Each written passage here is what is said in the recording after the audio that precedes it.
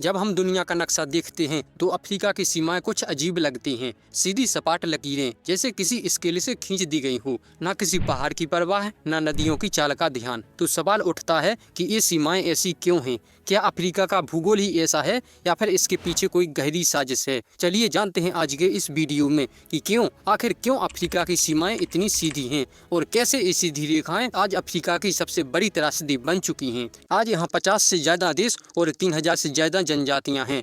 हर जनजाति की अपनी भाषा, अपना धर्म और अपनी पहचान है। फिर सवाल ये उठता है कि जब संस्कृति इतनी विविध है तो सीमाएं इतनी सरल कैसे हो सकती हैं? इसका जवाब जानने के लिए हमें इतिहास में जाना होगा। कभी समय था जब अफ्रीका खुद एक विशाल, स्वायत्त और समृद्ध महाद्वीप था। यहाँ पर लोग सालों से अपने आसपास की जमीन और प्रकृति के हिसाब से रहते आए थे। हर जनजाति की अपनी जमीन, अपनी बोली और अपनी परंपराएं थीं। यहाँ सोना, हीरे, लोहे धातुएं और दुर्लभ जड़ी बूटियों से लेकर ज्ञान, ज्योतिष और स्थापत्य कला तक सबका भंडार था। लेकिन फिर एक दिन समंदर पार से कुछ जहाज आए। इन पर सवार थे कुछ लोग जो खोज के नाम पर लूट की तैयारी में आए थे। दरअसल यह वह समय था जब वेस्टर्न नेशन अपनी ताकत बढ़ाने के लिए पूरी दुनिया में फैल रहे थे। खोजकर्ताओं को चारों ओर भेजा जा रहा था ताकि वह दुनिया में नए कंट्रीज, आइलैंड और कॉन्टिनेंट्स की खोज कर सकें। इसी दौरान उनकी नजर अफ्रीका पर पड़ी, एक ऐसा महाद्वीप जो खजाने से भरा हुआ था। 15वीं शताब्दी के आसपास पुर्तगाली नाविक सबसे पहले अफ्रीका के पश्चिमी किनारों पर उतरे।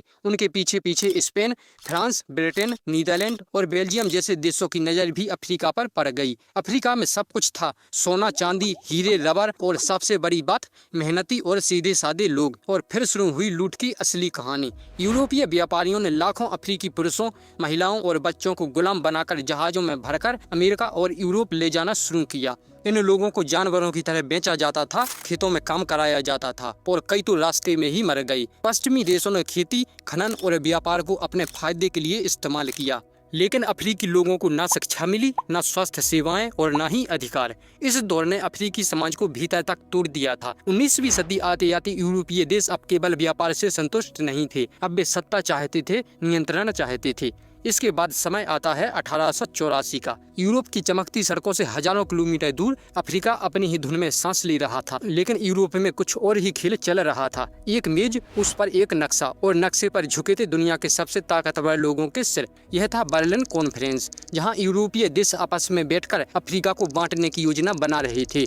बिना अफ्रीका के लोगों से पूछे, बिना उनकी इजाजत के, बिना यह समझे कि वहाँ कौन कौन से लोग रहते हैं, उनकी भाषा क्या है, उनकी संस्कृति क्या है। बस खींच दी गई सीधी सपाट रेखाएं, नदियों, पहाड़ और जंगलों को काटती हुई, लोगों की संस्कृति, भाषा और रिश्तों को तोड़ती हुई। इन लकीरों ने अफ्रीका की रूह तक को चीर दिया। इसकी वजह से एक ही परिवार, एक ही जनजाति के लोग अब अलग अलग देशों में बांट दिए गए थे। वहीं दूसरी ओर दुश्मन जनजातियां, जिनका सदियों पुराना झगड़ा था, उन्हें एक ही देश के अंदर कैद कर दिया गया था।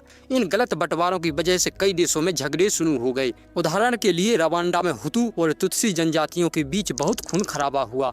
नाइजीरिया में अलग अलग धार्मिक और जातीय समूहों में संघर्ष हुआ और सूडान दो हिस्सों में बट गया क्योंकि वहाँ की जनसंख्या की सोच और धर्म अलग थे। अफ्रीका का नक्शा आज भी उस कॉन्फ्रेंस की सीधी कृत्रिम लकीरों को ढूंढ रहा है। ये सीधी रेखाएं जो दिखने में बहुत साफ हैं, लेकिन इन लकीरों के पीछे छिपा है वो दर्द जिसे लाखों अफ्रीकियों ने भुगता है, अपनी जमीन खोकर, अपना सम्मान खोकर और कभी कभी अपनी जान देकर। ये रेखाएं किसी नक्शे पर नहीं बल्कि लोगों के दिलों पर खींची गई थीं। कभी सोचा है अगर वो रेखाएं ना खींची जाती तो अफ्रीका कैसा होता? शायद एकजुट, शांतिपूर्ण और समृद्ध। इतनी लूट, इतनी तकलीफ और इतने सालों के बाद क्या अफ्रीका बदल पाया है?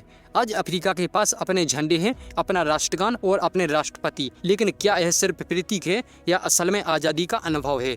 आज अफ्रीका में कुछ देश आर्थिक और सामाजिक रूप से काफ़ी विकसित हैं, जैसे नाइजीरिया, दक्षिण अफ्रीका और मिस्र। जबकि बुरुंडी, दक्षिणी सूडान और मध्य अफ्रीकी गणराज्य जैसे देश गरीबी, राजनीतिक अस्थिरता और संघर्ष से पीड़ित हैं।